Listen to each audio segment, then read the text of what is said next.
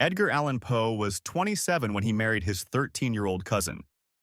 We know him as the master of horror, but his real life was far more disturbing than anything he ever wrote.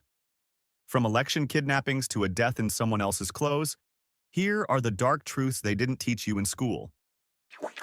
Poe lived in such extreme poverty that he often had no heat, no food, and no furniture.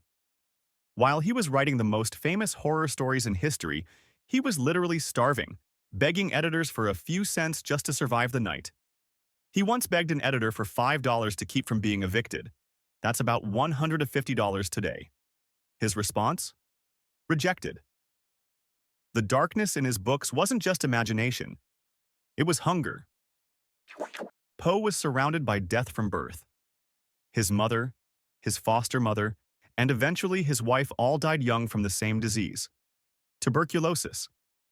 He watched each of them slowly waste away, their lungs filling with blood as they coughed through the night.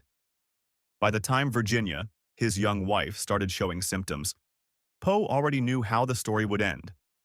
This constant cycle of watching the women he loved suffer and die turned death from a fear into a lifelong obsession that consumed every word he wrote. When Poe was 27, he married his 13-year-old cousin, Virginia Clem. While cousin marriage was legal then, the age shocked even his contemporaries. Some called it protective, others called it disturbing. His letters reveal an obsessive attachment that went far beyond family bonds. He wrote about her constantly, watched over her like a possession, and when she died 11 years later, something in him died too. This obsession fueled his recurring theme of the death of a beautiful woman, a theme that would haunt his work forever. Poe actually invented the modern detective story. Before him, crime fiction didn't exist the way we know it today.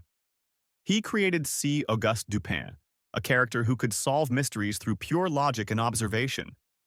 It was his way of bringing order to the page because his real life was pure chaos. While Dupin solved crimes with precision and reason, Poe's own mind was spiraling. He used his obsession with detail to create fictional justice while his own mental health was falling apart piece by piece. Poe didn't just write about ghosts, he claimed to see and hear them. Friends reported that he would stop mid-conversation, staring at empty corners of rooms, insisting someone was there. In his final years, his paranoia grew so severe he believed enemies were hiding in the shadows, waiting to kill him. He would refuse to leave his room for days, convinced assassins lurked outside. This wasn't just writer's flair or dramatic personality. It was a mind beginning to unravel in real time. Poe had a devastating biological intolerance to alcohol. His body couldn't process it the way most people's could. A single glass of wine would turn him into a different person, violent, paranoid, and completely incapacitated. One drink could put him in a stupor for days. Imagine your entire career destroyed by a single glass of wine.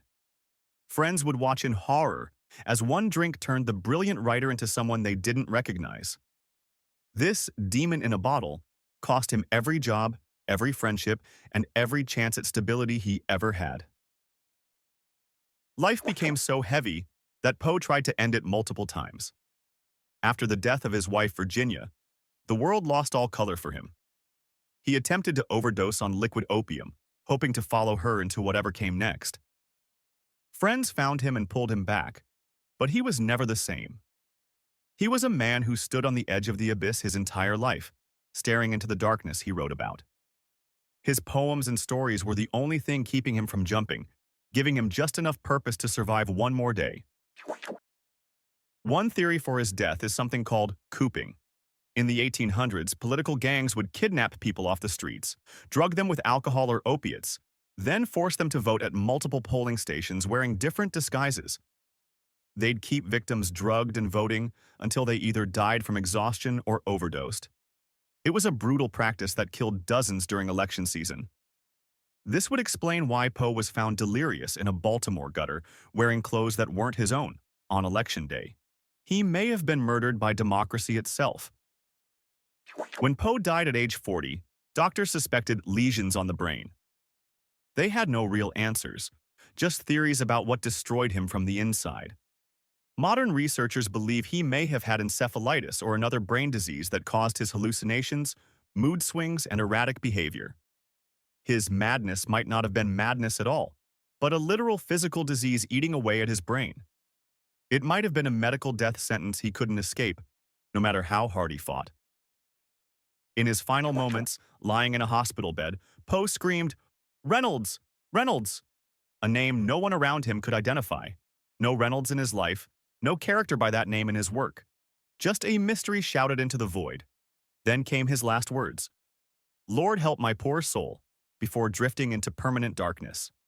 Some believe his best works weren't written by a genius making artistic choices, but by a man whose brain was literally on fire, translating his own mental hell onto the page.